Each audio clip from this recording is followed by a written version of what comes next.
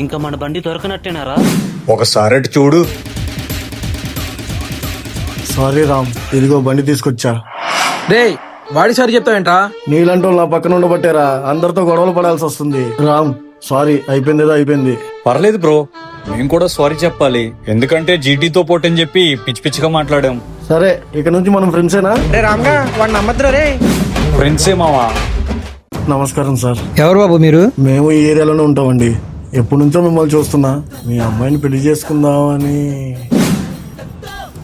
మీరేం కంగారు పడమాకండి అంకుల్, మంచి జాబ్ ఉంది, హాస్టల్ కూడా బాగానే ఉన్నాయి. ఇలాంటివి ఏమైనా ఉంటే పక్క ఏరియాలోకి వెళ్ళి చూసుకో, ఇక్కడ కాదు. ఈ అమ్మాయి రామ్గాడ్ లవర్ కదా. తప్పమ్మా, ఇంటికి వచ్చినప్పుడు అలాగే నా మాట్లాడేది. అయ్యో పర్లేదండి, ఉన్న పలంగా ఒక అమ్మాయి వచ్చి నాకు ఐ లవ్ యూ చెప్పినా తీసుకోవడం కష్టమే కదా. నన్ను ఒక 2 నెలలు చూడమనండి, తనకి నచ్చకపోతే నేనే వెళ్ళిపోతాను. అయ్యో అలాగని కాదు బాబు. నెక్స్ట్ లేదని చెప్పా కదా, మళ్ళీ ఏంటి అతనితో డిస్కషన్? రామును ప్రేమించానంటే ఒప్పుకున్నాను కదా. ఈ కుర్రోడు నాకు నచ్చాడు, నా కోసం 2 నెలలు చూడు. కొంచెం కోపంలో ఉంది బాబు, ఏమనుకోవద్దు. అయ్యో పర్లేదండి, జీవితాంతం తనతో ఉండాలనుకున్నా, ఈ మాత్రం అర్థం చేసుకోలేనా? వెళ్ళొస్తానండి.